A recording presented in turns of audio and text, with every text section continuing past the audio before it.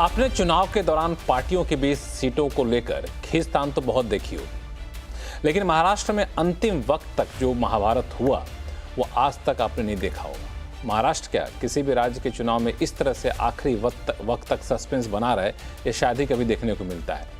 नामांकन के आखिरी दिन कई उम्मीदवारों को तो ये भी नहीं पता था उन्हें टिकट मिल रहा है या नहीं मिल रहा है, कौन से उम्मीदवार किस पार्टी से यहाँ पे पर्चा अपना भरने जा रहे हैं। महायुति ने तो खैर अंतिम वक्त में सीट शेयरिंग पूरी कर ली, लेकिन महाविकास आघाड़ी ने अंतिम वक्त तक सीटों के बंटवारे को लेकर के फंसाया रखा पूरे पेंच को। महाविकास आघाड़ी में तो अभी भी कई सीटों को लेकर के उम्मीदवार पता नहीं चल पाए हैं। नामांकन दाखिल हो गए हैं और अब असली खेल अगले 2-3 दिनों तक चलेगा और वही खेल जो है वही तय करेगा कि आखिर वोटर का मिजाज किस तरह पलटने वाला है और किस पार्टी की रणनीति क्या होने वाली है। ऐसे में सवाल ये भी उठता है कि पार्टियों के इस कन्फ्यूजन में कहीं वोटर तो कन्फ्यूज नहीं हो रहा है। आज चुनाव अड्डा में करेंगे इसी पर चर्चा। नमस्कार, मैं हूँ लक्ष्मण राय और हमारे साथ जुड़ेंगे कई सारे खास मेहमान, लेकिन सबसे पहले देखिए खास रिपोर्ट।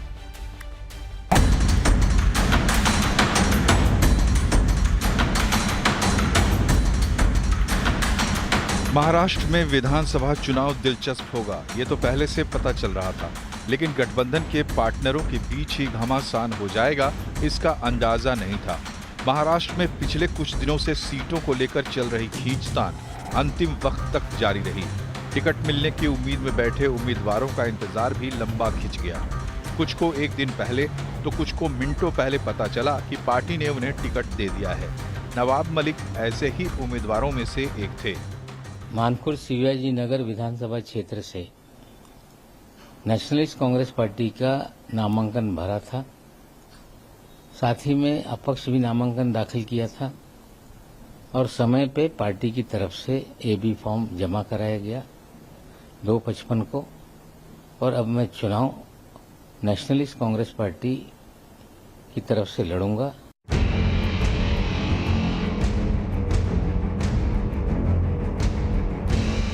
महाविकास आघाड़ी में सीट शेयरिंग पर सस्पेंस पर्चा भरने का वक्त खत्म होने तक बना रहा। नामांकन खत्म होने के बाद भी कौन कितनी सीटों पर लड़ रहा है इसका पता नहीं चल पा रहा है। एमबीए में ज्यादा सीटों को लेकर दबाव बना रही समाजवादी पार्टी को कितनी सीटें दी गई हैं ये भी साफ नहीं है।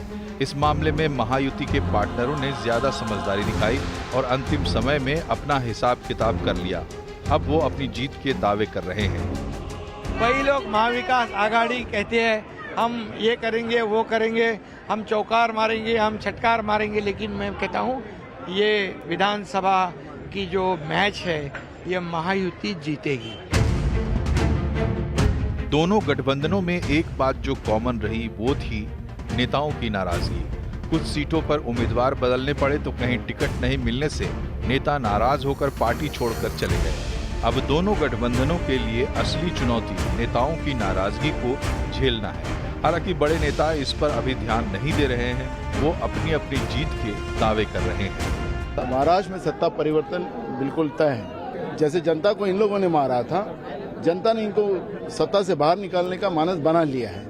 तो हमारे लिए बड़ी चुनौती ये सरकार की नहीं है, जनता को न्याय देने की भूमिका जो हमारी है उसी आधार पर हम जनता के सामने जाएंगे कि हमारी भूमिका क्या है।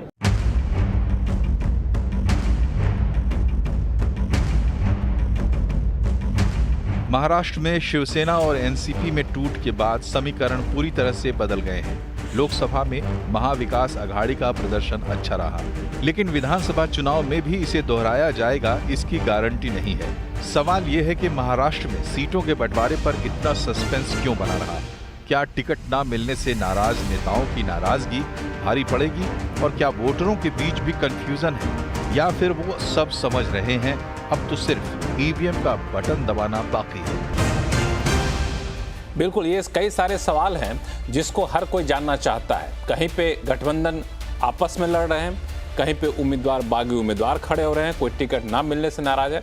हालांकि आमतौर पे हर चुनाव में ऐसे कुछ उम्मीदवार होते हैं जहां पे इस तरह की नाराजगी, इस तरह के बागी उम्मीदवार आपको देखने को मिलते हैं और ये कई बार एक डिसाइडिंग फैक्टर के तौर पर भी होते हैं। इसलिए अब ये महाराष्ट्र का चुनाव काफ़ी ज़्यादा दिलचस्प होता जा रहा है। जैसे जैसे सीटों के बंटवारे की तस्वीर साफ आई और उम्मीदवार के नामांकन का वक्त पूरा खत्म हुआ। इसी सारे सवालों का जवाब जानने की कोशिश करेंगे। हमारे साथ जुड़े हैं खास मेहमान, बीजेपी के प्रवक्ता सैयद जफर इस्लाम साहब हैं, कांग्रेस की प्रवक्ता भावना शर्मा जैन हैं, शिवसेना यूबीटी के प्रवक्ता आनंद दुबे जी हैं, सी वोटर के विजिटिंग फेलो कार्तिकेय बत्रा जुड़ेंगे हमारे साथ और साथ ही साथ राजनीतिक विश्लेषक सज्जन कुमार सिंह हमारे साथ आएंगे। सबसे पहला सवाल जफर इस्लाम साहब आपसे, भारतीय जनता पार्टी का जो कामकाज अब तक का रहा है, बहुत ही सही समय पे सही फैसला, प्री प्लानिंग, इन सब के लिए जाना जाता रहा है भारतीय जनता पार्टी। लेकिन इस बार महाराष्ट्र में ऐसा क्या हुआ कि आखिर दिन तक सीट शेयरिंग के फॉर्मूले को अंतिम रूप देने में पार्टी जुटी रही और आखिर वक्त तक सस्पेंस बरकरार रहा। हालांकि अंतिम दिन आप लोगों ने सीट शेयरिंग फॉर्मूले को अंतिम रूप दे दिया, लेकिन मेरा सवाल ये है कि ये कन्फ्यूज़न जानबूझ कर रखा गया या फिर ये मिस सिस्टमेटिक था कि उम्मीदवार बागी ना हो जाएं, या फिर आपस में खींचतान इतनी थी कि सीट शेयरिंग उम्मीदवारों के नाम पर अंतिम मुहर लगाना थोड़ा मुश्किल हो रहा था? वजह क्या थी? देखिए कोई मुश्किल नहीं था। ये स्ट्रेटेजिक डिसीजन था पार्टी की लीडरशिप का कि जब लिस्ट आनी है तो आनी है और लास्ट मोमेंट तक आनी है, ये भी बिल्कुल वाज़ेह तौर पे डिसाइड किया हुआ था। और हमने कई बार चैनल पे कहा कि हमारी सीट 29 तारीख को भी आएगी, तो कोई बात नहीं, इसलिए कि हमें इलेक्शन लड़ना और हर इलेक्शन की स्ट्रैटेजी अलग होती है, सिचुएशन देख के स्ट्रैटेजी करता है। लेकिन हमारी सीटें पहले से तय हो चुकी थी और जो कैंडिडेट थे उनको भी पूरे तरह से इन्फॉर्म कर दिया गया था। मैं महाराष्ट्र ही बैठा हुआ और मुझे जानकारी है इसमें, इसलिए कि मैं रोज मीटिंग भी अटेंड करता हूं, तो मुझे पता है कि लोगों को पहले इसकी जानकारी थी कि कौन कौन लड़ने वाले हैं। बस फॉर्मल अनाउंसमेंट की जरूरत थी, फॉर्मल अनाउंसमेंट हो गया, जबकि तैयारी पहले से थी। वो सिर्फ नामांकन अपना पर्चा भरेंगे, इलेक्शन में जाएंगे, पूरे जोर से लड़ेंगे इलेक्शन और जीत के महायुति की सरकार बनेगी। बस इतनी ही तो छोटी सी बात स्ट्रेटेजी है।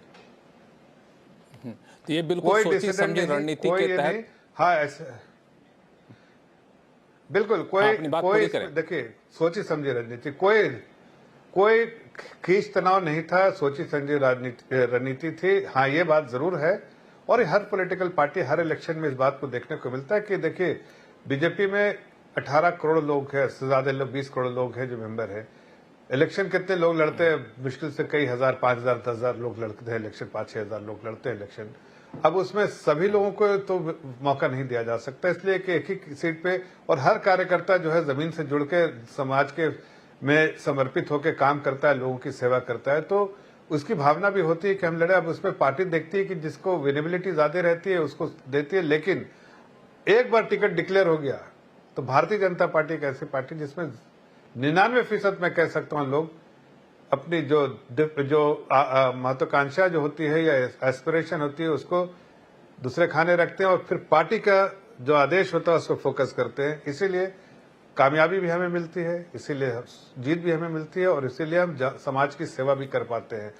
बाकी पार्टियों में खींच तनाव चलता रहता है, कोई सीट डिक्लेयर भी होती है तो वापस कर देते हैं, कहीं पर 2-2 कैंडिडेट होता है, कहीं तो उसको फ्रेंडली फाइट डिक्लेयर कर देते हैं। ये अलग अलग उनके नुस्खे हैं अब सिचुएशन के देखते हुए। लेकिन हकीकत तो ये इशारे को मैंने समझ लिया, आपके इशारे को मैंने समझ लिया। तो कांग्रेस के प्रवक्ता भावना शर्मा जैन हमारे साथ जुड़ी हुई हैं, आपके ही सवाल को लेकर मैं इनके पास जाऊंगा। भावना, ये जो खींचतान या सीट शेयरिंग का फॉर्मूला है, महायुति ने तो आखिर वक्त में पूरा कर लिया था, लेकिन महाविकास आघाड़ी में ऐसा क्या हो गया कि आखिर वक्त तक जो है नहीं डिक्लेयर कर पाए?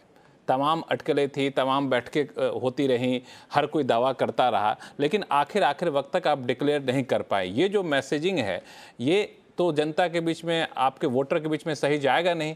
क्या अभी भी खींचतान बना ही हुआ है कि अब सब साफ हो चुका है?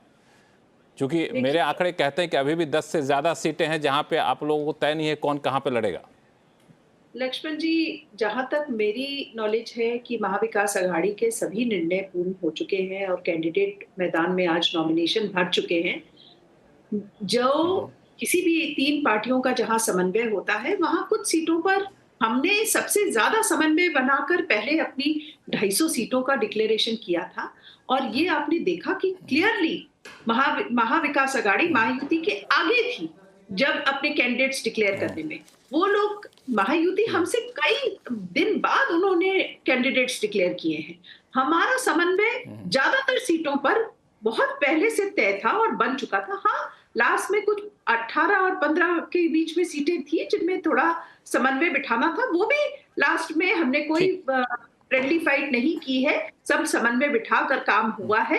तो अभी के हिसाब से भावना जी, अभी के हिसाब से, आपके हिसाब से कहें कि 288 सीटों में से कांग्रेस कितनी सीटों पर लड़ रही है, शिवसेना यूबीटी कितनी सीटों पर लड़ रही है? आपके पास क्या फाइनल टैली क्या आया है? मेरे पास अभी फाइनल टैली आया नहीं है, पर मेरे हिसाब से कुछ 102 सीटें कांग्रेस लड़ रही है और कुछ पहले 85 का फॉर्मूला था, फिर कुछ चीज सीटें जो थी वो डिवाइड हुई तीनों पार्टियों के बीच में। तो जैसा कि आपके स्क्रीन पे 102 मेरा नंबर जो था वो सही था कांग्रेस का, और 84 सीटें शिवसेना लड़ रही है, एनसीपी 91 जो लिखा है। तो अभी भी चुनाव में कई जगह हमने कुछ स्ट्रेटेजिकली जो डिसीजंस लिए हैं बागियों को संभालने के लिए, कुछ वो स्ट्रेटेजिक डिसीजंस है, वो हम आपको समय रहते हुए पता चल जाएंगे। अभी आप देखिए बगावत तो बीजेपी में भी कितनी हुई है। आप देख लीजिए, इनके बड़े नेता थे गोपाल शेट्टी जो खासदार रहे हैं 2 टर्म के, वो उन्होंने बगावत करके फॉर्म भर दिया है आज इंडिपेंडेंट। आप ये जानते हैं अतुल शाह जी ने पार्टी छोड़ दी है। कितने जगह इनके यहाँ बगावत, इनके बड़े बड़े नेता बगावत कर रहे हैं। तो निर्णय लेने में देरी तो इनके यहाँ भी हुई है। इस बगावत पे आपके पास मैं आऊंगा, इस बगावत पे मैं आपके पास आऊंगा। मेरा सवाल आप ही के जवाब को आगे बढ़ाते हुए, आपने हमारे स्क्रीन को देखा और कहा कि कांग्रेस को 102 सीटें मिली हैं। स्क्रीन पे जो चल रहा था जिसको आपने एंडोर्स किया है, शिवसेना को 84 सीटें मिली हैं, समाजवादी पार्टी को भी सीटें दी, आपने कितने सीटें दी हैं? देखिए, जहां तक मेरा आइडिया है कि मेरे ख्याल से 5 सीटें, मुंबई में 1 सीट है, 1 सीट उनका कैंडिडेट एनसीपी के सिंबल पे लड़ रहे हैं, है ना। तो अनुशक्ति नगर में जो कैंडिडेट हैं वो एनसीपी के सिंबल पे लड़ रहे हैं, क्योंकि वो सीट सिटिंग एनसीपी की थी, इसलिए उनके पास गई है। तो कई जगह ऐसा एडजस्टमेंट भी हुआ है कि जहां कैंडिडेट सपा का रहा होगा, पर सिंबल जो है वो एनसीपी जो महाविकास अघाड़ी के कोई एक अलायंस पार्टनर है, उनके सिंबल पे लड़त हो रही है। तो ये एक बिल्कुल आपके बात समझ गया मैं। एक चीज मैं आपके पास और सवाल लेकर के आऊंगा, भावना आपके पास मौका दूंगा अभी, और शो हमारे 1 घंटे का होता है। आनंद दुबे जी, आपने देखा कांग्रेस के प्रवक्ता ने साफ तौर से कहा कि 102 सीटें उनके पास, 84 सीटें शिवसेना यूबीटी के पास। आप लोगों की सीटें इतनी कम क्यों हो गई? क्यों आप लोग बार्गेन करने में बहुत आप लोगों की चली नहीं क्या? अगर हम पिछले चुनाव से तुलना करें तो देखिए ऐसा है नमस्ते कि लक्ष्मण जी नमस्ते, आपको, आपके सभी दर्शकों को और सभी पैनलिस्टों को भी धनतेरस की हार्दिक हार्दिक शुभकामनाएं। देखिए ऐसा है कि 102 सीटों पर कांग्रेस लड़ रही है, 102 सीटों पर कांग्रेस लड़ रही है और 96 सीट 96 पर शिवसेना उद्धव बाला साहब ठाकरे, और 86 सीट पर शरद पवार साहब, 2 सीट पर समाजवादी पार्टी और 2 सीट पर शेतकरी कामगार पक्ष शेकाप। तो हमारे यहाँ 288 सीटों का ऐसे बंटवारा अभी फिलहाल हुआ है, लेकिन ये स्थिति अभी और बदलेगी। 5-6 सीटें ऐसी हैं जहां कांग्रेस ने और उद्धव बाला साहब ठाकरे जी हमारी पार्टी ने दोनों ने उम्मीदवार उतारे हैं, लेकिन चूंकि अभी 4 तारीख आखिरी दिन है नामांकन वापस लेने का, हमारे नेता आपस में बात कर रहे हैं। खास करके विदर्भ जैसे क्षेत्र जहां पर कांग्रेस पार्टी को लोकसभा में अच्छी सीटें मिली तो वो वहां ज्यादा सीटें लड़ रहे हैं, और मुंबई में 36 सीट है जिसमें से 22 अकेले हमारी शिवसेना लड़ रही है, 10 कांग्रेस लड़ रही है, 3 राष्ट्रवादी कांग्रेस पार्टी लड़ रही है और 1 सीट समाजवादी पार्टी के अबू आजमी लड़ रहे हैं। तो हमारे यहाँ कोई मतभेद नहीं है, कोई मनभेद नहीं है, कोई मनमुटाव नहीं है। ठीक है, अब चूंकि महाविकास आघाड़ी की सरकार बनने वाली है, फलदायी वृक्ष है, तो लोगों को लग रहा है कि हम ज्यादा सीटों पर लड़ लें। ये स्वाभाविक सी बात है, होनी भी चाहिए, लोकतंत्र में ज्यादा सीटों पर लड़ने की इच्छा होनी चाहिए। ऐसा तो नहीं होना चाहिए कि कोई लड़ने को ही तैयार नहीं है, जैसे एकनाथ शिंदे की कथित शिवसेना के नेता ही नहीं मिल रहे हैं। बीजेपी के 13% उम्मीदवार उधार भेजे गए हैं एकनाथ शिंदे की शिवसेना में, और कम से कम 15 उम्मीदवार बीजेपी से अजीत दादा पवार के यहाँ भेजे गए हैं कि भैया लड़ो, उन लोग के पास उम्मीदवार नहीं है, क्योंकि पार्टी तो चुरा लिया। नाम चुरा लिया, चिन्ह चुरा लिया, लेकिन जनता का प्यार नहीं चुरा पाए। जनता का प्यार उसी को मिलता है जो ईमानदार होता है, साफ सुथरी छवि होती है, जिसके काम करने का इतिहास लोगों ने देखा होता है।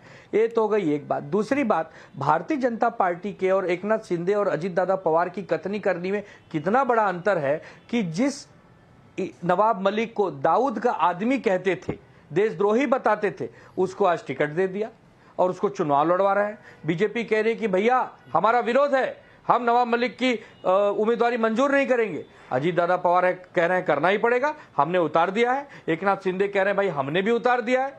उस पर कोई बात नहीं कर रहा। 10 से 12 ऐसी सीटें करेंगे। हमारे साथ जफर इस्लाम साहब, हमारे साथ जफर इस्लाम साहब है, बात करेंगे।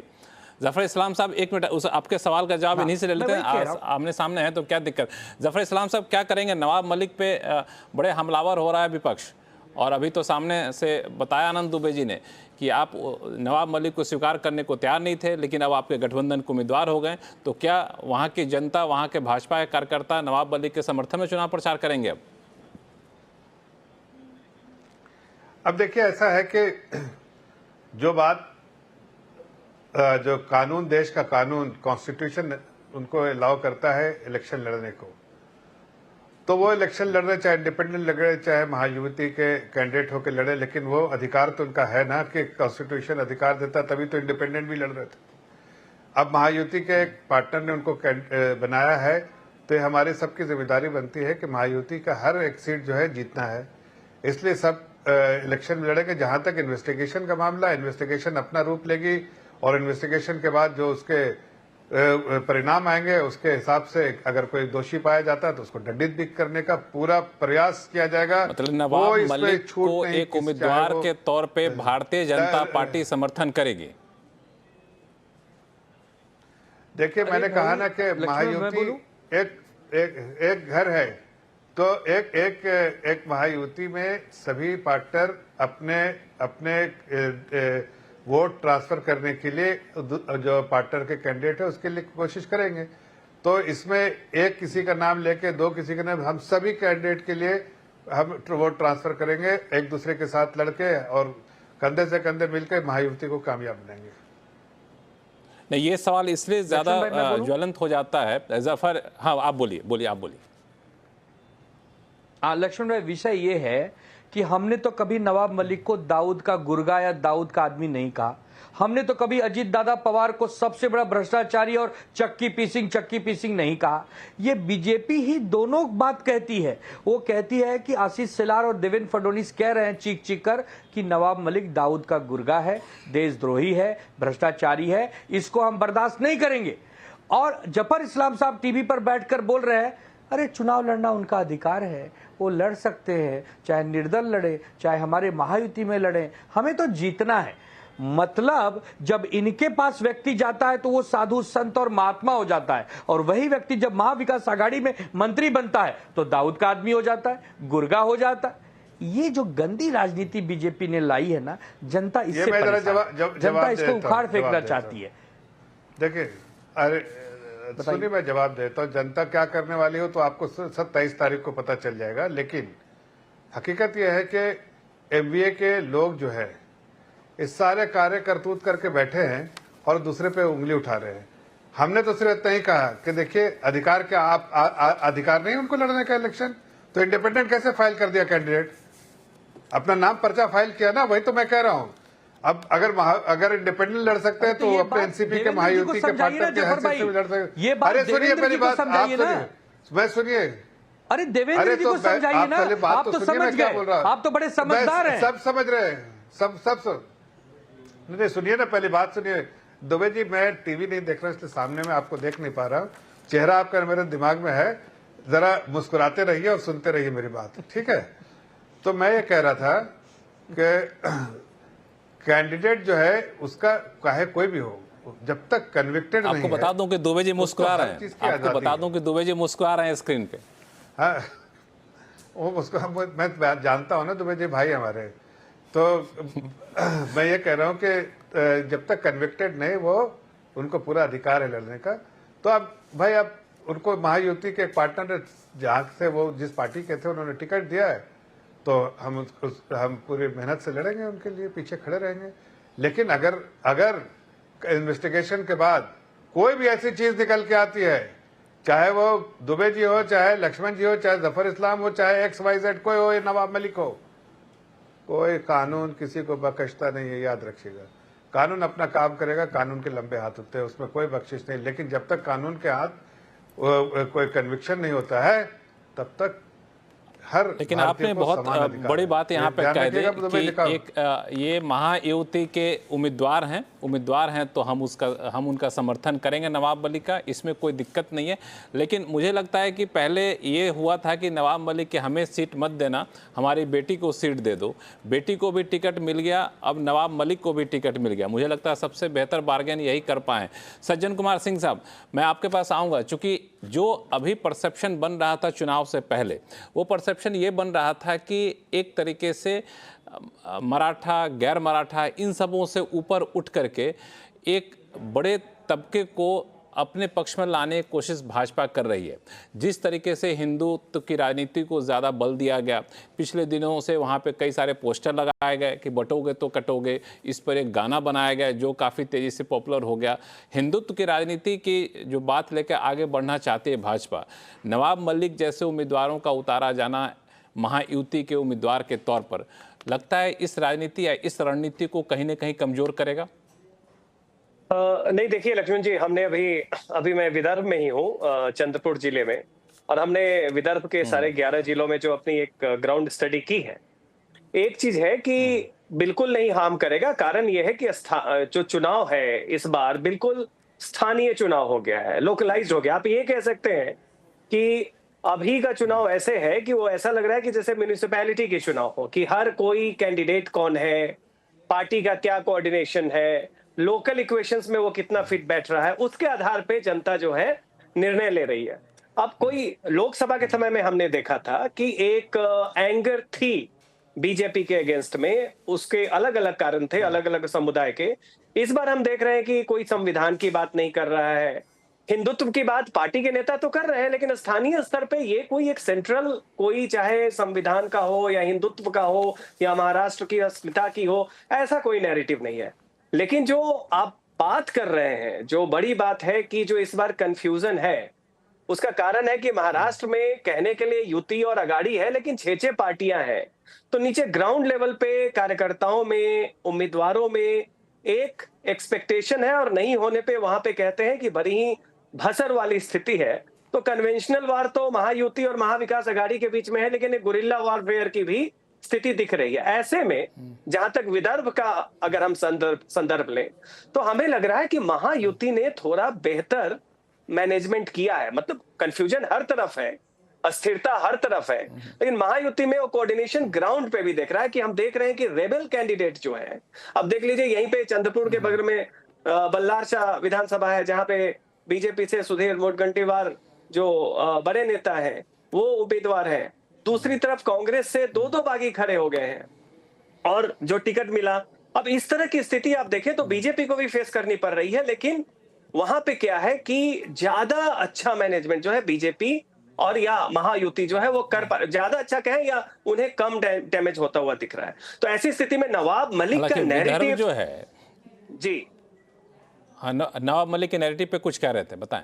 देखिए नवाब, चूंकि जब हम चीजों को सोचते हैं ऊपर से टॉप डाउन मॉडल पे, तो ऐसा लगता है कि नवाब मलिक और दाऊद और हिंदुत्व वो तब होता है जब किसी भी चुनाव में, जैसे हरियाणा में लगा जवान पहलवान किसान एक नैरेटिव हो। महाराष्ट्र में तो वो नैरेटिव कुछ दिख ही नहीं रहा है। आप मुझसे पूछे कि विदर्भ के आधार पे क्या महाराष्ट्र में कोई सेंट्रल नैरेटिव है क्या, मुझे नहीं लग रहा है। हर विधानसभा के अपनी नैरेटिव बिल्कुल। ये जो तो लोकसभा चुनाव में जब मुद्दा उठा था कि यहाँ पे गद्दार का मुद्दा उठा था, 50 खोखे एकदम ओके, असली सेना नकली सेना जैसे जो बात उठी थी, वो धीरे धीरे वहाँ पे धूमिल होती जा रही है। अब ये राज्य के विधानसभा चुनाव आते आते, लेकिन आपने विदर्भ की एक बात बड़ी पते की कही, चूँकि आप विदर्भ में हैं, अब विदर्भ के स्थानीय नब्ज को आप पकड़ रहे हैं, आपने महसूस किया है। लेकिन विदर्भ में भाजपा और कांग्रेस की सीधी फाइट होती है, और पिछली बार का अनुभव यह है कि कांग्रेस वहां पे काफी ज्यादा मजबूत स्थिति में थी तुलना करें भाजपा से। तो भावना शर्मा जी, क्या लगता है कि विदर्भ में आप लोग कमजोर पड़ रही हैं, क्या वजह है इसकी? जी बिल्कुल नहीं। विदर्भ में महाविकास आघाड़ी कांग्रेस की नेतृत्व में बहुत मजबूती से लड़ रही है और विदर्भ से ज्यादा सीटें कांग्रेस जीत कर आएगी। आप ये देखिएगा, जैसा कि आपने लोकसभा चुनाव में देखा, हमारी मजबूत कैंडिडेट वहां लड़ रहे हैं। वहां एक लोकसभा का भी उपचुनाव है। सब सीटों पर कांग्रेस विजयी होने जा रही है, आप देखिए। बिल्कुल इनका दावा है, हालांकि एक पॉलिटिकल पार्टी होने के नाते, प्रवक्ता होने के नाते दावा करना आपका बनता है। कार्तिकेय बत्रा, एक बात जो अभी कहा गया कि अब स्थानीय मुद्दे बहुत ज़्यादा हावी है, लगता है कि लोकल म्यूनिसिपैलिटी के चुनाव हो रहे हैं, ये आपको लगता है कि जो लोकसभा चुनाव में जो मोमेंटम बना था वो मोमेंटम अब खत्म हो गया, अब नए सिरे से वहाँ पर समीकरण बनते जा रहे हैं? देखिए लक्ष्मण जी, लोकसभा और विधानसभा चुनाव दो अलग प्रक्रियाएं होती हैं, उनका नेचर अलग है, उनका ऑब्जेक्टिव अलग है, तो ऑफ कोर्स डिफरेंस रहता है। अब इंटरेस्टिंग ये होता है कि ये तीन राज्य उसी साल में चुनाव में जाते हैं जब लोकसभा होता है, तो एक टेंडेंसी रहती है एक्स्ट्रापोलेट करने की। लेकिन बिल्कुल आप जो कह रहे हैं मैं उससे अग्री करता हूं कि तासीर बदली है काफी कुछ महाराष्ट्र में, और हर महाराष्ट्र का चुनाव कोई एक चुनाव नहीं है, वो 5-6 राज्यों का चुनाव इकट्ठे हो रहा है, ऐसा मान के चलिए। तो विदर्भ में जैसे अभी आपने कहा कि बीजेपी और कांग्रेस की टक्कर है, आप मराठवाड़ा जाएंगे वहाँ पे एनसीपी भी है, शिवसेना भी है, कांग्रेस भी है, बीजेपी भी है। वेस्टर्न महाराष्ट्र जाएंगे वहाँ दोनों एनसीपी हैं। आप नॉर्थ महाराष्ट्र जाएंगे वहाँ शिवसेना है, कांग्रेस है, बीजेपी है। ठाणे कोंकण मुंबई जाएंगे वहाँ शिवसेना है, बीजेपी और कांग्रेस भी हैं थोड़ी बहुत संख्या में। तो महाराष्ट्र का जो ये जो चुनाव है ये ऑलरेडी इतना कॉम्प्लिकेटेड था इतने रीजन में। इस बार क्योंकि समीकरण पूरी तरीके से बदल गए हैं, और जो लोकल समीकरण है वो हमेशा असेंबली इलेक्शन में ज्यादा इंपॉर्टेंट रोल निभाते हैं। लोकसभा इलेक्शन में मैक्रो फैक्टर्स पे काम चल जाता है, लेकिन जब आप देखिए, ये एक टेंडेंसी है, सज्जन भाई से अग्री करेंगे, जितना निचले लेवल का इलेक्शन होगा उतनी स्क्रूटिनी ज्यादा होगी वोटर के मन में, क्योंकि वोटर को उतना ज्यादा इंटरेक्शन करना है उस रिप्रेजेंटेटिव से। तो एमपी के चुनाव में फिर भी चल जाता है कि चलिए मोटा नैरेटिव एक चल गया, लेकिन जब आपको अपने एमएलए, जिसको आमदार कहते हैं महाराष्ट्र में, या जो आपके सरपंच हैं उनसे आपको ज्यादा डील करना है, तो वहां पर ये local equation, local anti incumbency, ये बहुत इंपॉर्टेंट है।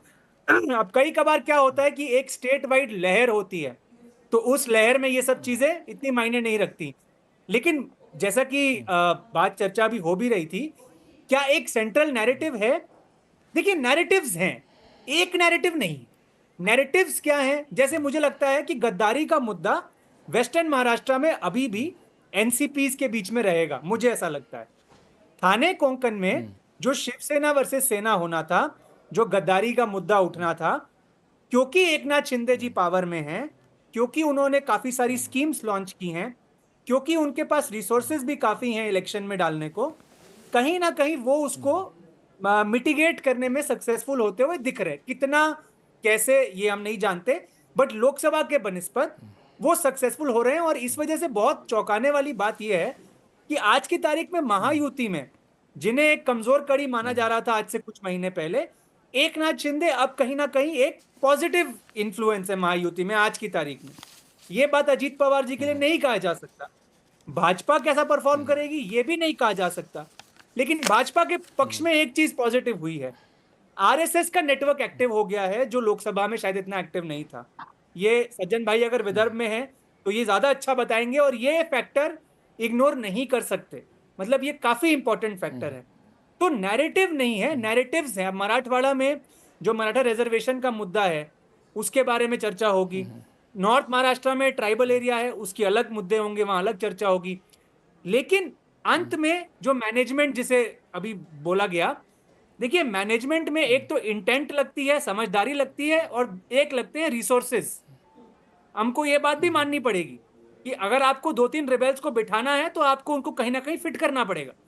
तो उसमें तो महायुति को एज बिल्कुल, है। यही ये सवाल बात लेकर मैं सही- जफर इस्लाम साहब के पास जाता हूं। जफर इस्लाम साहब, भाजपा में मैंने देखा कई सारे सीटों पे अच्छे खासे पुराने कद्दावर नेता थे भाजपा के, उन लोगों ने टिकट से नाराजगी, टिकट नहीं मिलने पर नाराजगी जताई और निर्दलीय खड़ा होने का ऐलान कर दिया, कई दूसरी पार्टी में जाने का ऐलान कर दिया। तो ये सब कितना बड़ा डैमेजिंग फैक्टर होगा आपके लिए? अगले 2-3 दिन में क्या आप लोगों की रणनीति होगी कि उनको किसी तरीके से मनाया जाए, उनको कोई वैकल्पिक उनकी व्यवस्था की जाए ताकि उनकी नाराजगी दूर हो सके? क्या रणनीति रहेगी आपकी? देखिए, जाहिर है कोई भी पॉलिटिकल पार्टी और उसका कोई भी कार्यकर्ता या लीडर अगर नाराजगी की वजह से अगर कहीं इंडिपेंडेंट खड़ा होता है तो जाहिर है कोशिश तो होती है लीडरशिप की कि उनको रैशनल, क्यों उनको टिकट नहीं दिया गया उसको रैशनली समझाया जाए और उनको इस बात को बताया जाए कि इसका कारण क्या था और उनका फॉरवर्ड क्या है। यह लीडरशिप बताती रहती है कि उनका भी फॉरवर्ड क्या, उनके आगे उनको कई लोगों को टिकट नहीं मिलता है लेकिन बड़ी जिम्मेदारियां दे दी जाती हैं और उनको उसकी जानकारी नहीं होती है। संगठन कुछ और सोच रहा है, पार्टी कुछ और सोच रही है, संगठन में कुछ और काम करना हो, तो ऐसी कई चीजें होती है जिसकी जानकारी कैंडिडेट को नहीं होती, इसलिए कि वो इमोशनल डिसीजन होता है और कई बार जो उनके जिससे इन्फ्लुएंस होते हैं आसपास के लोगों से, उनका इन्फ्लुएंस ज्यादा उन पर होता है। पार्टी उस वक्त थोड़ी देर के लिए सेकेंडरी होती है, लेकिन जैसे जैसे समय बीतता है 2-3 दिन तो और जब टिकट वो अपना पर्चा वापस लेने का समय, वो उनको एक कहीं ना कहीं अंदाज हो जाता है कि ये गलत डिसीजन है और वो अक्सर वापस ले लेते हैं। अगर नहीं लेते हैं तो वो जाहिर है फिर जो अधिकृत कैंडिडेट है उसके हित में पार्टी जोरदार लड़ती है। लेकिन हमें लगता है कि हमारे यहाँ जो अगर 1-2 ऐसा केस है जिसका जिक्र आपने किया, वो हम उसको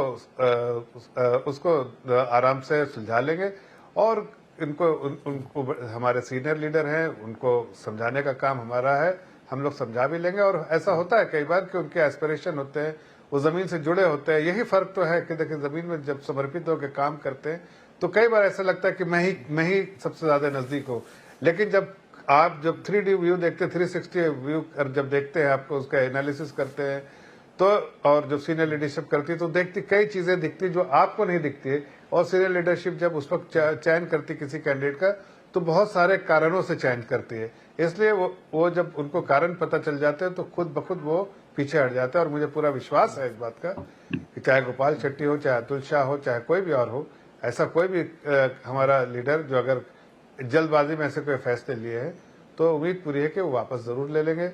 और जो बिल्कुल आपने नाम सही लिया, गोपाल शेट्टी जैसे नाम जो लगातार 5 बार से चुनाव जीतते रहे, अच्छे खासे मार्जिन से चुनाव जीतते रहे, लेकिन उनका टिकट काट दिया जाना उनके लिए भी आश्चर्य की बात थी। पहले लोकसभा का टिकट काटा गया, उसके बाद उन्हें लगा कि विधानसभा में टिकट मिलेगा, वो भी टिकट काट दिया गया। हाँ, ऐसे लक्ष्मण जी ऐसा नहीं है। देखिए, हमारे यहाँ अगर आप इतिहास खंगाल के देखिए तो आप इस बात को पता चलेगा और आप इस बात की जानकारी होगी कि कई लोगों को यहाँ मुख्यमंत्री चीज से हटा दिया लेकिन उनको कई बड़ी रिस्पॉन्सिबिलिटी दे दी, किसी को किसी चीज से हटा दिया लेकिन उनको कहीं बड़ा रोल दे दिया। अब आज छोटी सी बात, पिछले बार इतना हंगामा हुआ था, विनोद तावड़े जी को टिकट नहीं मिला, विनोद तावड़े जी का। आज विनोद तावड़े जी देश के भारतीय जनता पार्टी सबसे बड़ी दुनिया की पार्टी, उसके जनरल सेक्रेटरी और one of the most prominent leader of Bharatiya Janata party, not in Maharashtra but pan India basis पे।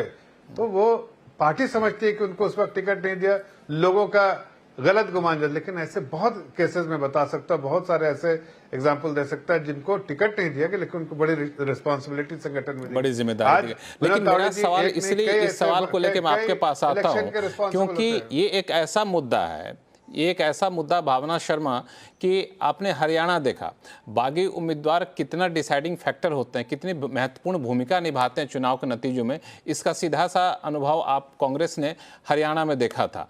तो आपके लिए भी वही चुनौती होने वाली है भावना जी? बिल्कुल बिल्कुल। देखिए, ये पॉलिटिकल रियलिटी है कि इलेक्शन के टाइम पर किसी कई अच्छी सीटों पर जहां पर ज्यादा उम्मीदवार भी होते हैं, ज्यादा लोग इच्छुक होते हैं, उनमें से एक ही को टिकट मिलता है। और क्योंकि चुनाव राजनीति ऐसी राजनीति 5 साल में एक बार आती है और एक बार ही मौका मिलता है, तो लोग जो दिल टूटता है फिर वहां जाकर इंडिपेंडेंट का फॉर्म भर देते हैं, क्योंकि कहीं ना कहीं आहत हुए होते हैं, उनको संभालना, उनको कितने अच्छे से पार्टी संभालती है। देखिए अभी समय है फॉर्म लेने की अंतिम तारीख तक, उसके लिए पार्टी के सारी लीडरशिप, कांग्रेस की बड़ी बड़े नेतृत्व, जैसे मुंबई में अशोक गहलोत साहब, विदर्भ में भूपेश बघेल साहब, हमारे बड़े बड़े लीडर्स उसमें लगे हुए हैं। तो जहां भी महाविकास आघाड़ी के किसी भी कैंडिडेट के सामने अगर बागी खड़े हैं तो उनको मनाने का, उनको संभालने का ये काम हमारी पार्टी के लीडरशिप ने कांग्रेस के सबसे बड़े लीडर्स को मुंबई महाराष्ट्र में भेजा है, और उसकी पूरी जो कार्य पद्धति है वो अगले आप 3-4 दिन में आप देखेंगे।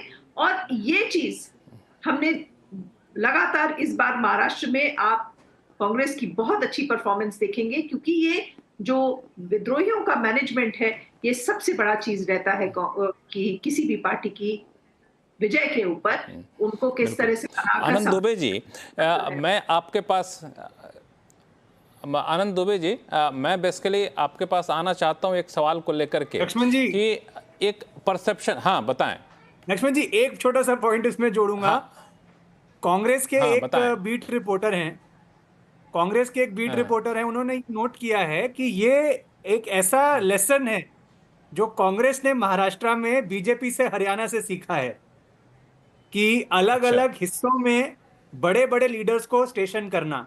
जैसे कि हरियाणा में धर्मेंद्र प्रधान, जिनका कोई जिक्र नहीं है आज की तारीख में, वो स्टेशन होके वहां जमीन पे काम कर रहे थे। तो ये कहीं ना कहीं एक लेसन है जो कांग्रेस ने लिया है कि टैक्टिकल मैनेजमेंट के लिए उन्होंने अपने बड़े बड़े लीडर्स को एरियाज असाइन किए हैं महाराष्ट्र के अंदर। तो मुझे लगता है ये बात छोटी नहीं है। ये कांग्रेस के लिए अच्छी बात है, क्योंकि आमतौर पे ये आरोप लगता है, हम लोग भी ने कई बार अनुभव किया कि गलती से सीखने में थोड़ी सी देरी हो जाती है कांग्रेस की तरफ, लेकिन अच्छी बात है कांग्रेस ने सीखना शुरू किया। आनंद दुबे जी, आपके लिए एक चैलेंज मुझे ये दिख रहा है, चूंकि एक परसेप्शन बना था कि असली सेना नकली सेना। हाँ, कुछ भावना, आप कुछ कहना चाह रही हैं? मैं ये कह रही हूँ कि ये मैनेजमेंट है महाराष्ट्र में, कांग्रेस की कमिटमेंट और उनका मैनेजमेंट है जो इस तरह का निर्णय हमने लिया है, और बहुत अच्छे से ये सभी लीडर्स ऑलरेडी ग्राउंड पर, आज नॉमिनेशन के आखिरी दिन से कई दिन पहले से लोग ग्राउंड पर हैं। गहलोत साहब ग्राउंड पर है, भूपेश बघेल ग्राउंड पर है, और जी परमेश्वरा ग्राउंड पर है। सभी बड़े बड़े लीडर्स ग्राउंड पर ऑलरेडी हैं, काम कर रहे हैं। और जहां भी बागी हैं, जो नाराज कार्यकर्ता है, जो नाराज इच्छुक कैंडिडेट है, उन लोगों को भी मनाने का काम बिल्कुल बहुत बढ़िया तरीके से। जफर इस्लाम साहब, ये तो आपकी टेक्निक यहाँ पे कांग्रेस भी अपनाना शुरू कर दी है। अरे भाई, ओरिजिनल और डुप्लीकेट में तो फर्क होता है ना। आप चाइना में नकली घड़ी लगेगा ओरिजिनल जैसा, लेकिन उस 2 दिन में खत्म। तो ये इनको समझना पड़ेगा कि कॉपी कैट करने से जमीन में वो इम्पैक्ट नहीं आता है। कुछ अपनी सोच रखिए, कुछ अपने स्ट्रेटेजिक मूव कीजिए, शायद उसका ज्यादा फायदा होगा। हमारा कॉपी कैट करना बंद कीजिए। भावना आपको जवाब देना चाह रही है। इसमें कोई मैं उनकी भावनाओं से मैं कोई भावनाओं से खेल नहीं रहा भाई कांग्रेस की। मैं तो सिर्फ भावना जी को बता रहा हूँ हकीकत। जफर भाई, मैं ये कहना चाह रही हूँ कि देखिए, आप लोगों ने कांग्रेस की कई नीतियों को अपनी उसमें अडॉप्ट किया। आपने खुद महाराष्ट्र में लाड़की बहन योजना, जो हमारी स्कीम थी महालक्ष्मी योजना कर्नाटक में, उसका डुप्लीकेट आपने महाराष्ट्र में लाया, और वो भी चुनाव के 3 महीना पहले लाया, ताकि महिलाओं को महंगाई की मार से आप कुछ ना कुछ रिश्वत दे सकें चुनाव से पहले। पर महाराष्ट्र में आप लोगों की जो डुप्लीकेट पॉलिसीज हैं वो एक्सपोज हो चुकी हैं। और डुप्लीकेशन की बात तो आप कीजिए मत, क्योंकि डुप्लीकेट कौन है और असली कौन है, नकली कौन है, ये तो जनता फैसला करने जा रही है। महाराष्ट्र की जनता जवाब देगी कि कौन असली है कौन नकली। ठीक है, इस पे हम लोग रिजल्ट तक का इंतजार करेंगे, देखेंगे महाराष्ट्र की जनता क्या फैसला लेती है। आनंद दुबे के पास मैं आना चाहता हूं, बहुत समय से मैं आना चाह रहा था आनंद दुबे जी के। आनंद दुबे जी, एक आम परसेप्शन ये बन रहा है कि असली सेना नकली सेना वाली बात अब लगभग खत्म हो रही है, और शिंदे गुट जो है, या कहें कि शिंदे की शिवसेना जो है, वो काफ़ी तेज़ी से अपने आप को इम्प्रूव किया है। यहाँ तक कि महायुति के भीतर भी ऐसा एक था कि भाजपा तो सिर्फ एक रिमोट के तौर पर रखेगी शिंदे को और खुद सत्ता हाथ में रखेंगे, वहाँ भी शिंदे काफ़ी मजबूती से उभर कर आए हैं। लोकसभा चुनाव में उनके काफ़ी अच्छे परफॉर्मेंस रहे, स्ट्राइक रेट यहाँ तक कि भाजपा से बेहतर रहे। ऐसे में आप लोग क्या रणनीति अपना रहे हैं कि आपसे टूटकर जो शिवसेना गई थी उनके उम्मीदवार और आपके उम्मीदवार के बीच जब मुकाबला होगा तो वोटर किधर जाएगा? क्योंकि ऐसे हालात में तो ये माना जा सकता है कि वोटर उनकी तरफ ज़्यादा जाएगा। देखिए, लोकसभा चुनाव के पहले चुनाव आयोग ने कह दिया कि भैया असली शिवसेना जो है एकनाथ शिंदे की है, उनकी पार्टी का चुनाव चिन्ह तीर कमान है और उनका नाम शिवसेना है। हम एक नया नाम मिला, उद्धव बाला साहब ठाकरे शिवसेना। हम एक नया चुनाव चिन्ह मिला, मशाल। तो उस पर फिर शायरी भी बन गई कि नया नाम है, नया चिन्ह है, अंदाज वही पुराना है और महाराष्ट्र की जनता ने तय कर दिया है कि महायुति की सरकार को भगाना है। जब लोकसभा के चुनाव हुए तो हम नया नाम, नया चिन्ह लेकर आए। 9 सीटें हमने जीती, 1 सीट पर मात्र 48 वोटों से जबरदस्ती हमको हरा दिया गया। लेकिन जब लोकसभा के चुनाव हो गए और गांव-गांव तक जब हमने मशाल का चिन्ह पहुंचा दिया, अपना नाम पहुंचा दिया, इसको 3-4 महीने का समय बीत चुका है। अब जब नवंबर महीने में विधानसभा के चुनाव होने जा रहे हैं तो गांव-गांव के बच्चे को, बुजुर्ग को, माताओं को, बहनों को, युवाओं को, सबको पता चल गया कि जो शिवसेना पार्टी है उद्धव बाला साहब ठाकरे जी वाली, उसका निशान है मशाल, जो करने वाली है कमाल। हो जाएगा धमाल, जीत होगी विशाल और 23 नवंबर को उड़ेगा गुलाल। ये सब देख के विरोधी हो जाएंगे बेहाल, फिलहाल महाराष्ट्र बन जाएगा खुशहाल। तो लोग अब जान चुके हैं कि असली कौन है, नकली कौन है। उनके पास धन बल होगा, उनके पास पैसा होगा, उनके पास और दुराचार करने की शक्ति होगी, लेकिन हमारे पास कौन है? हमारे पास गरीब है, किसान है, नौजवान है और माताएं बहनें। सबको पता है कि अगर किसानों की आय दुगनी करनी है तो उद्धव बाला साहब ठाकरे जी को लाना है। सबको पता है कि महाराष्ट्र के नौजवानों को नौकरियां देनी है तो महायुति नहीं, महाविकास को लाना है। नहीं तो टाटा एयर बस की तरह वो भी रोजगार दूसरे राज्य चला जाएगा और लाखों युवक वंचित रह जाएंगे। सबको पता है कि जो माताओं बहनों की शक्ति कानून की जो सुरक्षा का कानून है वो दिल्ली में पेंडिंग पड़ा है, अगर ये महाविकास आ जाएगी तो उसे ले आएगी। सबको पता है कि जो गरीब व्यक्ति की आय बहुत घट गई है, जो रसोई गैस बिगड़ गया है, जो पेट्रोल डीजल के दाम बढ़ गए, अगर उद्धव बाला साहब ठाकरे जी की नेतृत्व की महाविकास आती है तो लाभ मिलेगा। तो अब असली लड़ाई होगी। अब तक जो लड़ाई हुई वो मोदी साहब के चेहरे पर हुई। अगर नरेंद्र मोदी जी के इतने भारी भरकम चेहरे पर भी 48 में से केवल 17 सीटें ही महायुति को मिली तो सोच लीजिए कि जब महाराष्ट्र के चुनाव हो रहे हैं और जहां पर सबसे लोकप्रिय चेहरा उद्धव बाला साहब ठाकरे जी का है, शरद पवार जी का है और कांग्रेस के नाना पटोले जी, पृथ्वीराज चौहान और बाला साहब थोरात का है, तो लोग पहले उसको पसंद करेंगे, न कि पार्टियां तोड़ने वाले, फोड़ने वाले, सरकार गिराने वाले देवेंद्र जी और एकनाथ शिंदे और आनंद दुबे जी ने तो बहुत सारे मुद्दे गिना दिए जिन मुद्दों के दम पर वो जनता के बीच जाएंगे और जनता से वोट मांगेंगे। अब ऐसे में इनका काट क्या होगा भारतीय जनता पार्टी के पास, महायुति के पास, क्योंकि यहाँ पे एक छोटा सा एंटी इनकम्बेंसी फैक्टर भी यहाँ भी होने वाला है। इसका जवाब आपसे लूंगा, लेकिन फिलहाल वक्त है छोटे से ब्रेक का। ब्रेक के बाद आपके पास आऊंगा, कहीं जाइएगा नहीं।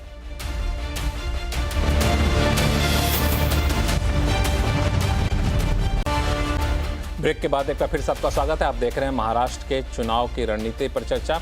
और जफर इस्लाम साहब, ब्रेक पर जाने से पहले आनंद दुबे जी ने कई सारे मुद्दे गिनाए जिन मुद्दों को लेकर जनता के पास जाएंगे, लेकिन आपको लगता है कि वाकई ये मुद्दे या फिर इसके जो काट के तौर पे चुनाव की तारीख की घोषणा होने से पहले तक जो महायुति ने ढेर सारे ऐलान किए थे उसको आप लोग भुनाने जाएंगे, उसका प्रचार प्रसार करेंगे, या फिर इन मुद्दों से हट करके एक दूसरा मुद्दा निकल कर आएगा जिस पे आप लोग चुनाव लड़ना चाहेंगे?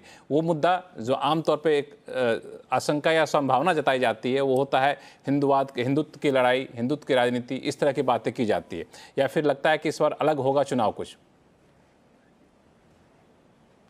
देखिए, इलेक्शन का डायरेक्शन बिल्कुल साफ है। हमने जो हमारा परफॉर्मेंस है, जो जनता के लिए, हमने अपने बहनों के लिए, जो अपने भाइयों के लिए, जो बुजुर्गों के लिए, जो किसानों के लिए, सब वर्ग, समाज के सब वर्गों के लिए जो काम किया है, उस काम को लेकर जनता के बीच में जाएंगे और जनता का विश्वास हमें प्राप्त है। जनता का विश्वास फिर से प्राप्त करेंगे, आशीर्वाद फिर से लेंगे और फिर एक बार जनता के बीच में जाके, जनता के आशीर्वाद से जीत के जनता के बीच में जाके जनता की सेवा करेंगे। तो हमारा बिल्कुल डायरेक्शन क्लियर है कि हम अपने काम को लेकर जाएंगे और हमारे काम से लोग संतुष्ट है। मैं ये सवाल इसलिए आपसे पूछता हूं चूंकि काम को लेकर के लोकसभा चुनाव में भी काफी ज्यादा मोदी सरकार की तरफ से प्रचार प्रसार किया गया कि हमने ये काम किया, हमने वो काम किया, पूरे काम की एक लंबी फहरिस्त बताई गई लोकसभा चुनाव में, लेकिन नतीजा वो बहुत ज्यादा ग्राउंड पे काम किया नहीं और नतीजा आप सबके सामने था। इसी वजह से सिर्फ काम के बदौलत आप जाएंगे, जनता आपको वोट देगी, इसकी गुंजाइश कम रहती है, फिर इसकी संभावना पर लोग सवाल उठाते हैं। देखिए, ऐसा है कि जनरल इलेक्शन जो होता है वो एक बड़े मुद्दे पे लड़ दिया जाता है। देश का जनरल इलेक्शन एक ब्रॉड मुद्दा होता है और वो मुद्दे पे इलेक्शन, चाहे वो कोई भी कॉन्स्टिट्यूंसी है, वही मुद्दा रहता है। लेकिन असेंबली इलेक्शंस में ऐसा नहीं। असेंबली इलेक्शन में लोग देखते हैं कि हमारे रिप्रेजेंटेटिव ने, इसीलिए आमदार बोलते हैं ना, आमदार के रिस्पॉन्सिबिलिटी घर घर तक पहुंचने की होती है और वो अगर वो पहुंच पाता है, कितना काम किया, कितने लोगों में उसके भागीदारी रही लोगों के साथ उनके प्रॉब्लम को सुलझाने में, तो ऐसी कई चीजें देखते हैं लोग। हमने देखिए कई ऐसे एमएलए को देखा है जो कि अपने सर बिना झुकाए फोन पे बात करते रहते हैं और काम लोगों का निपटाते रहते हैं। तो वो काम करने वाले लोग कभी हारते ही नहीं है, चाहे वो उनके आप सामने कोई भी। आपके जवाब में कुछ कहना चाहते आनंद दुबे जी। आनंद दुबे जी, अरे आनंद लक्ष्मण, ऐसा है कि अगर भारतीय जनता पार्टी को छोड़ दें, और ये साथ में सुनिए आनंद भाई ये लास्ट में जोड़ दीजिएगा, जो इतना बेहाल और चाल, मेरी बुरी चाल सब बोला, उसके साथ लिखिएगा कि हमें जनता को करना है हलाल, इसलिए कि उद्धव बाला साहब ठाकरे को करना है माला माल, ऐसा जोड़ दीजिएगा। चलिए बोलिए आप।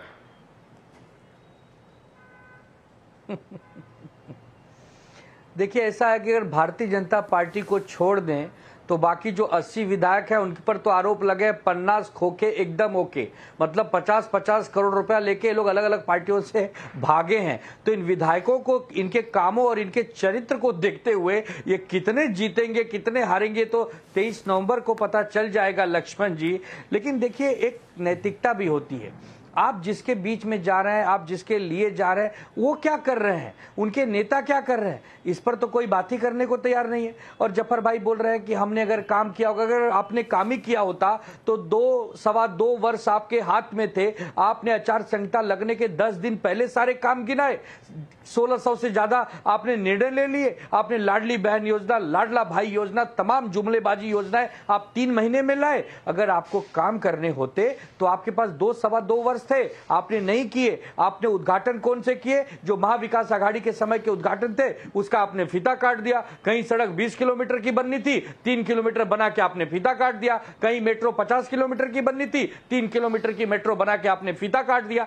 तो जनता को ये दिखा कि अरे यार, ये लोग तो चुनाव जीतने के लिए किसी भी हद पर जा सकते हैं, कोई भी जुमलेबाजी कर सकते हैं, प्रचार प्रसार कर सकते हैं। जो अखबार खोलो पूरा का पूरा पेज महायुति का प्रचार, जो दूसरे भी संसाधन देखो तो महायुति का एडवर्टाइज। अरे एडवर्टाइज पर जफर इस्लाम साहब से जवाब लेते हैं, कुछ बोलना चाहते हैं। खर्च कर दिए। आज 7 लाख करोड़ से ज्यादा फिजिकल डिफिसिट हमारे राज्य पे है। हर व्यक्ति कर्जदार है, कर्जे में डूबा है। आप कहां ले जाना चाहते हो राज्य को? आपने कहा था हम विकास करेंगे, आप आ गए बटेंगे तो कटेंगे। और आप बताइए, अब जनता कह रही है कि न बटेंगे न कटेंगे, आप तो बहुत जल्दी हटेंगे। आप हटने की तैयारी हो गई आपकी। नहीं, बिल्कुल जवाब देंगे जफर इस्लाम साहब। देखिए, ऐसा है दुबे जी को दिल पे हाथ रख के जब बोलेंगे तो ये सब उल्टा बोलने लगेंगे, इसलिए थोड़ा दिमाग से बोल रहे हैं। दिमाग लगा के, हकीकत ये भी जानते हैं कि मजबूरी में ऐसा बोलना पड़ रहा है। अब देखिए, सरकार जो मिलती है वो आखिरी दिन तक की होती है। ये कहीं लिखा हुआ है कहीं कि सरकार के इतने दिन में इतना काम, इतने दिन में इतना काम, और इस काम को पहले नहीं करना, इस काम को बाद में। एक एक दिन, एक एक पल जब तक सरकार रहती है, ये जब तक कोड ऑफ कॉन्डक्ट नहीं आता है उस वक्त तक काम करने की जिम्मेदारी कॉन्स्टिट्यूशनली आपको दी जाती है। अब ये बेवकूफी आदमी को ऐसा बोलेगा कि अरे 6 महीना तो उन्हें पहले अनाउंस कर दिया, 8 महीना पहले अनाउंस कर दिया। अरे भाई, वो तो पीरियड अनाउंस करने का ही था, आपको जानकारी नहीं है तो ये अलग बात है। वो पीरियड जो हमें मैंडेट मिला है काम करने का तो कर रहे हैं। अब काम करने में आपको दिक्कत है, आपको परेशानी है तो ठीक है, लेकिन आपको भी जानना चाहिए कि ये जो बेहाल करके जनता को आप मालामाल नहीं हो पाएंगे, जान लीजिए। हमने जनता की सेवा की है, जनता का जो विश्वास जीता है जनता के समर्थन से और आशीर्वाद से, महायुति एक बार फिर से प्रचंड बहुमत से जीत के आएगी और सरकार बनाएगी। और भावना जनता शर्मा की जी, सेवा में प्रदेश ऐसे में आपकी राय क्या है? क्योंकि ये जितने सारे ऐलान किए गए हैं उन सारे ऐलान को लेकर जाहिर तौर पे महायुति जाएगी, लेकिन कांग्रेस के सामने एक और चुनौती होती है कि अपने गठबंधन और कांग्रेस के नेता कोई ऐसे बयान न दे दे जो आखिरी समय कई बार दिए जाते हैं, जो पूरे समीकरण को बदल दे या फिर ध्रुवीकरण की राजनीति को और नए चरम पे पहुंचा दे। तो इन सब चुनौतियों से कैसे निपटेंगी आप? देखिए लक्ष्मण जी, ये चुनाव जो है ना, सबसे बड़ी बात है महाराष्ट्र की अस्मिता का चुनाव है। जब शिवाजी महाराज जी का पुतला, जिसको आदरणीय प्रधानमंत्री मोदी जी आ गया असली मुद्दा यहाँ पे, हाँ, वो 7-8 महीने में ही गिर जाता है। ये दिखाता है कितनी भ्रष्ट है ये महायुति की सरकार। ये एक्सपोज हो चुके हैं बुरी तरह से महाराष्ट्र की जनता के सामने। तो जब महाराष्ट्र की अस्मिता को ये नहीं बचा पाते, जब ये पूरी महाराष्ट्र की अस्मिता दांव पर लग जाती है, तो ये सबसे बड़ी बात है। महाराष्ट्र की जनता इस चीज को भूलने वाली नहीं है, माफ करने वाली नहीं है। आपने वादा किया था बाबा साहब अंबेडकर जी का, आप मेमोरियल बनाएंगे, कहाँ गए आपने? 2.5 साल में क्यों नहीं बनाया? आपने वादा किया था शिवाजी महाराज का बड़ा पुतला बनाएंगे, जिसका इन्होंने समंदर में जाके इनॉग्रेशन भी किया था फडणवीस जी ने, उसका क्या हुआ? वो कहाँ है? सारे हमारे जो प्रोजेक्ट्स हैं उठाकर लेके जाके गुजरात में चले गए हैं। हमारे युवाओं की नौकरी कहाँ है? महाराष्ट्र की जनता आज सवाल पूछ रही है, अस्मिता पर, नौकरी पर, महंगाई पर। आप चले जाइए गली की महिलाओं से पूछिए क्या दाम है भाजी के, फ्रूट के। आज आग लगी हुई है, त्योहारों का मौसम है, और जो ये सरकार जवाब देने के लायक नहीं बची है। 1500 रुपए देकर जब कीमतें आसमान छू रही हैं, वो 1500 रुपए कुछ काम के नहीं आ रहे हैं। कि जब सिलेंडर इतना महंगा है, हर चीज का दाम इतना महंगा है, तो ये जो मुद्दे हैं ये हर घर को टच करते हैं, हर घर में इसका प्रभाव पड़ता है। आज जो गरीबी और जो कर्ज महाराष्ट्र की जनता झेल रही है, उसका निदान ये करना चाहती है। और ये आप जब 23 नवंबर को देखेंगे, जब ये रिजल्ट आएगा। बिल्कुल, यहाँ पे दरअसल मेरी अपनी राय ये है कि जो अनुभव, जो तथ्य कहते हैं, भावना, ये तथ्य ये कहते हैं कि जो मुद्दे उठे थे, कमोबेश वही सारे मुद्दे हरियाणा चुनाव में भी उठे कि किसानों के लिए सरकार कुछ नहीं कर रही है, वहाँ पे अग्निवीर योजना लेकर के आ रही है, महंगाई काफ़ी ज़्यादा आ रही है। तो लोगों को लगता है कि अब वोटर जो है अब इन सब को लेके यूज टू हो गए हैं, मानते भी हैं, लेकिन बहुत ज़्यादा जो है सो इसको लेकर के उत्साहित यहाँ पे रहते नहीं हैं, और वोट शायद इन सब आधार पर दिए नहीं जाते। सज्जन जी, आप चूँकि फील्ड में हैं, आपने विदर्भ की बात कही, अगर आप कुछ अनुभव हमें मराठवाड़ा, पश्चिम महाराष्ट्र, थाने कोंकण की तरफ का दे दें, क्योंकि वहाँ भी अलग अलग मोर्चे पर लड़ाई हो रही है। कहीं पे शिवसेना एनसीपी की लड़ाई है, कहीं पवार वर्सेस पवार की लड़ाई है, कहीं अलग मोर्चे पे लड़ाई चल रही है। देखिए लक्ष्मण जी, 2 चीजें हैं। एक तो मुद्दों की जहां तक बात करें तो जमीन पे बहुत मुद्दे होते हैं। आप चले जाएं अगर गांव में तो सोयाबीन की फसल इस बार कम हुई है, 10 क्विंटल होना चाहिए 1 एकड़ में, 3 क्विंटल के करीब हुई है। और सरकार की जो लागत मूल्य है वो 4900 से 5000 रुपए पर क्विंटल होना चाहिए, लेकिन जो व्यापारी हैं वो 3500 का ले रहे हैं। तो तमाम इस तरह के मुद्दे हैं। उसी तरीके से लाडली बहन योजना है, उसका लाभ महिलाओं को अभी हाल में देना शुरू किया गया है। तो मुद्दे बहुत सारे हैं, लेकिन हर मुद्दा चुनाव में मुद्दा नहीं है। जहां तक आप देखें किसानों की बात, तो वो अपनी परेशानी कह रहे हैं, लेकिन जब आप जैसे ही पूछे कि आप वोट क्या किसान के तौर पे दे रहे हैं, तो इस बार हम देख रहे हैं कि किसान से ज्यादा उनका जो अपनी जातीय और जो बाकी आधार है वो हावी हो जा रहा है। लाडली बहन योजना की बात क्या है कि देखिए, लाडली बहन योजना का मध्य प्रदेश जितना लाभ तो भाजपा को नहीं मिलेगा, और ये मेरा व्यक्तिगत अनुभव है ग्राउंड का, लेकिन थोड़ा बहुत महिलाओं में बीजेपी को इसका फायदा होगा। वही बात, संविधान बचाने वाली नैरेटिव अभी गायब हो गई है, लेकिन वंचित की क्रेडिबिलिटी, जो थर्ड फ्रंट थी दलित पार्टी, वो कम हुई है। तो उसमें एक जो वोट जो वहां से छिटकेगा, वो भाजपा विरोधी वोट है उधर जाएगा। लेकिन जो दूसरी बात आपने कही, बिल्कुल, यहाँ पे ये सारे मुद्दे हैं जिसको मुझे लगता है कि फैक्टर काफी ज्यादा स्थानीय स्तर के जो फैक्टर हैं, जो वजह हैं, जो काफी ज्यादा चुनाव में महत्वपूर्ण भूमिका निभाएंगे। और खास बात यह है कि शायद ये महाराष्ट्र में पहली बार ऐसा हो रहा होगा कि अब तक 4 पार्टियां चुनाव लड़ती थी, 2 राष्ट्रीय पार्टियां, 2 क्षेत्रीय पार्टियां, लेकिन इस बार 6 पार्टियां हैं और इसके अलावा कई सारे छोटे छोटे दल भी हैं, वो भी कई बार महत्वपूर्ण भूमिका निभाते हैं। इस वजह से इस बार का महाराष्ट्र का चुनाव जो है काफ़ी ज़्यादा दिलचस्प रहने वाला है। और चूंकि शो का समय अब खत्म हो रहा है, तो आप सभी मेहमानों का बहुत बहुत शुक्रिया समय निकालने के लिए और हमारे शो में जुड़ने के लिए। तो फिर अगले दिन हम लोग आवाज़ अड्डा में किसी नए विषय पर चर्चा करेंगे। फिलहाल के लिए इजाज़त। देखते रहिए CNBC आवाज़। नमस्कार।